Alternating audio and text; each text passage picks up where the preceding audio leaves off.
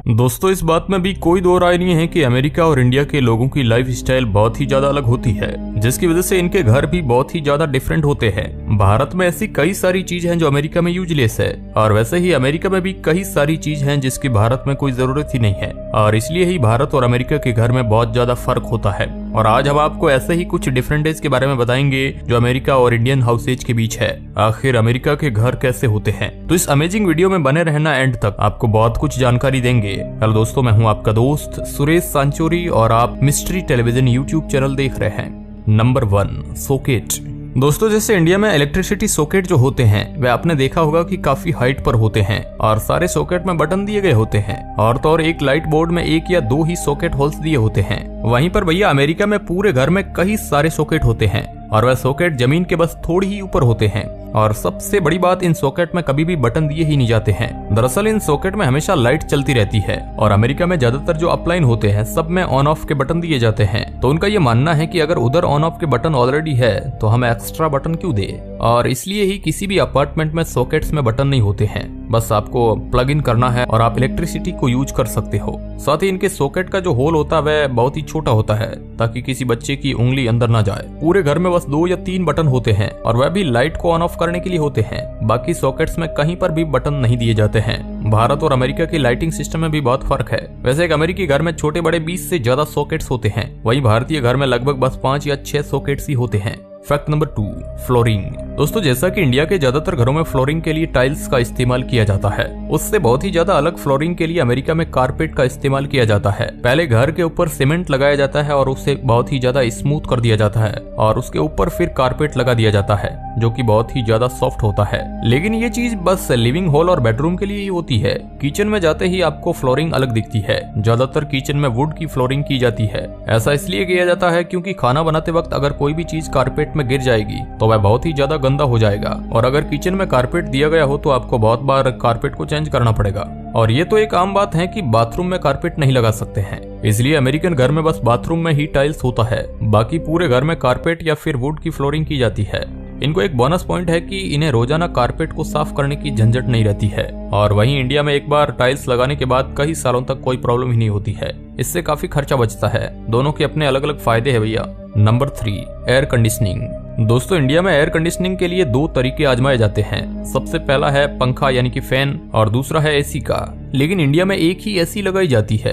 लेकिन भैया यहाँ पर अमेरिका में पूरा केस ही अलग है। अमेरिका में सेंट्रलाइज्ड एसी लगाई जाती है, यानी कि एक ही जगह पर एसी होती है, लेकिन उस एसी की मदद से पूरे घर में हवा जाती है। पूरे घर में ऐसे छोटे छोटे वेंट्स बनाए जाते हैं जिनसे हवा आती है, और इसलिए अगर आप घर का टेम्परेचर सेट करोगे तो पूरे घर का उतना ही टेम्परेचर रहेगा। वरना भारत में जहाँ तक पंखे की हवा होती है वहाँ ठंडा रहता है और दूसरी जगह पर गर्मी होती है। साथ ही यहाँ पर कुछ घर में पंखे दिए ही नहीं जाते हैं, और कुछ घरों में पंखे होते हैं वह भी स्लो पंखे होते हैं और बस ठंडी में इस्तेमाल करने के लिए दिए जाते हैं। अमेरिका के सारे घरों में ऑलमोस्ट एसी है, पर इंडिया के बस 5% घरों में ही एसी है, और वह भी पर्सनलाइज्ड एसी, यानी कि एक ही रूम में लगाने वाली एसी। वैसे इससे भारत में बहुत फायदा होता है दोस्तों, क्योंकि बस ये सिस्टम ना होने की वजह से हर साल भारत अमेरिका से 34% कम इलेक्ट्रिसिटी यूज करता है, इतनी सारी पॉपुलेशन होने के बावजूद भी।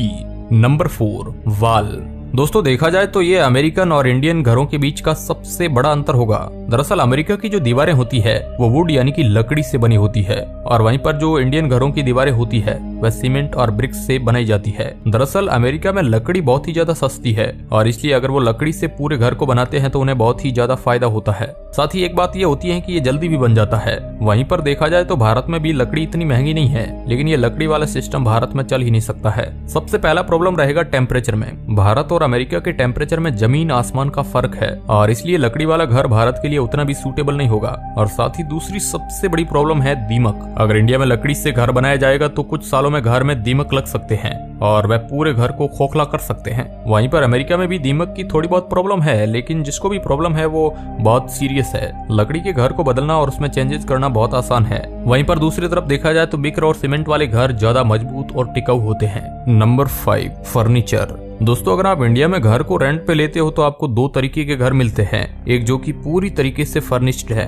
यानी कि उसमें एक सोफे से लेकर बेड तक सब कुछ है, और दूसरा जिसमें कुछ भी नहीं है। और अमेरिका में भी काफी हद तक सेम सिस्टम है, लेकिन इसमें भी थोड़ा ट्विस्ट है। अमेरिका में भी आपको दो तरीके के घर मिल जाएंगे, एक पूरा फर्निश्ड और एक अनफर्निश्ड। लेकिन यहाँ के अनफर्निश्ड घर में भी कुछ ऐसी चीजें हैं जो आपको जरूर मिलेगी। सबसे पहली चीज है फ्रिज। अनफर्निश्ड होने के बाद भी आपको फ्रिज मिलेगा साथ ही। दूसरी चीज है ओवन। अमेरिका में ऐसे बड़े वाले ओवन होते हैं और वह आपको कंपलसरी वहां पर मिलते हैं। तीसरी चीज है चिमनी। अमेरिका के हर एक घर में आपको चिमनी जरूर मिल जाएगी क्योंकि वह किचन का हिस्सा है। और चौथी चीज है एक डिश वॉशर। इंडिया में इसकी इंपोर्टेंस ज्यादा नहीं है, लेकिन बाहर के देशों में इसकी बहुत ज्यादा इंपोर्टेंस है। और पांचवी चीज है वाटर नॉब, यानी कि अमेरिका के हर घर में आपको नल से ठंडा और गर्म दोनों पानी मिल जाएगा, क्योंकि इन सब चीजों को नेसेसिटी माना जाता है जो आपको मिलनी चाहिए। भारत में ये सब चीजें आपको खुद लेके आनी पड़ेगी। Number 6, water system. दोस्तों एयर कंडीशनिंग की तरह यहाँ का वाटर सिस्टम भी सेंट्रल होता है, यानी कि भारत में कैसे हर एक घर का एक अलग से वाटर टैंक होता है कुछ लीटर्स का, वैसा यहाँ नहीं होता है। यहाँ 24 घंटे पानी चलता रहता है नल में से, और ये वाटर टैंक बिल्डिंग पर सेट होता है, और आप जितना पानी यूज करते हो उस हिसाब से आपको पैसे देने पड़ते हैं। ये सिस्टम वैसे देखा जाए तो बहुत अच्छा है, क्योंकि इससे रहने वाले को फायदा होता है। वरना आप एक व्यक्ति रह रहे हो या बहुत, आपको सेम अमाउंट में पानी दिया जाता है और इससे पानी वेस्ट होता है। लेकिन यूएसए के वाटर सिस्टम से ना ही पानी वेस्ट होता है, बल्कि लोगों को कम पैसे भी देने पड़ते हैं। और ये सेंट्रल वाटरिंग सिस्टम में ठंडा गर्म दोनों पानी आता है, और आपके घर में जितने भी नल होते हैं, बाथरूम के, किचन के, हर जगह आपको ठंडा और गर्म दोनों पानी मिलेगा। वैसे नल में 2 पानी आते हैं ये तो समझ गए, लेकिन ये किचन में आखिर 2 सिंक क्यों होते हैं? Number 7, dual sink.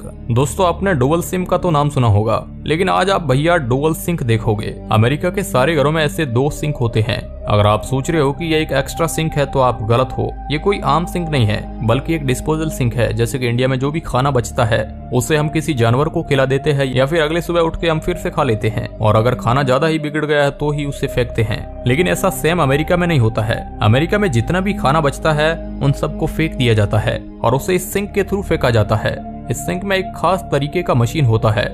इस सिंक का होल नॉर्मल सिंक के होल जितना ही होता है, लेकिन इसमें जाली नहीं होती है। और इस मशीन को स्टार्ट करने के लिए एक बटन भी दिया जाता है, जिसे दबाने के बाद अगर आप इसमें खाना डालते हो तो आपका खाना बहुत ही छोटे छोटे टुकड़ों में कट जाता है और पानी के साथ वेस्ट में निकल जाता है। आप कह सकते हो कि खाने का पेस्ट बनाकर वेस्ट में डाल दिया जाता है तो भैया अमेरिकन लोगों में दिमाग, लेकिन भारतीय जितना जुगाड़ू नहीं है। Number 8, curtain.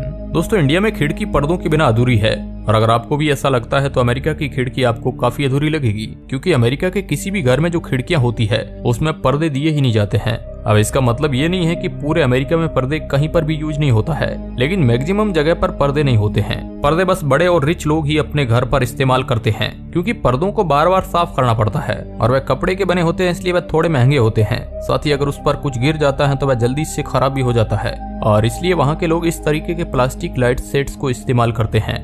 ये लाइट को अच्छे से डाइवर्ट करते हैं और आप लाइट के एक्सपोजर को सेट कर सकते हैं, यानी कि आपको रूम में ज्यादा लाइट चाहिए या कम लाइट, आप ये सब बस ये घुमाकर सेट कर सकते हैं। और ये तो छोटी खिड़की की बात हुई, बड़ी खिड़की में भी इस टाइप के लाइट सेट्स का इस्तेमाल होता है, जो कि साइज में बड़े होते हैं। Number 9, roof. यहाँ की छत और भारत की छत में जमीन आसमान का फर्क है, ये देखकर ही पता चलता है। आपको पूरे अमेरिका में मुश्किल से किसी छत पर टेरेस दिखेगा, क्योंकि इसके 4 रीजन हैं। सबसे पहले ये अच्छा दिखता है, दूसरा इनके छत पर इंसुलेटर होते हैं जो इन्हें ठंडी से बचाते हैं, और इसका रीजन यहाँ ठंड बहुत ज्यादा होती है और इंसुलेटर टेरेस पर नहीं लगा सकते हैं, और ऐसा करेंगे भी तो खर्चा बहुत ज्यादा जाएगा। पहले टेरेस बनानी पड़ेगी और उसके अंदर अटिस बनाना पड़ेगा। और तीसरा रीजन है बारिश। यहाँ बारिश में पानी ऊपर जम ना जाए, क्योंकि अगर ऐसा हुआ तो लकड़ी पानी सोख लेगी और फूल के कमजोर हो जाएगी। एंड 4th रीजन है स्नो। यहाँ पर कई बार बर्फबारी होती है, और अगर इस शेप की छत नहीं होती है तो बर्फ को निकालना बहुत मुश्किल हो जाएगा। अब दोस्तों आप क्या सोचते हैं, आपको इंडिया के घर बेस्ट लगते हैं या अमेरिका के? हमें कमेंट बॉक्स में जरूर बताइएगा, क्योंकि वहीं पर हमें पता चलेगा कि आपकी राय क्या है। वीडियो के अंत तक बने रहने के लिए आपका बहुत बहुत धन्यवाद।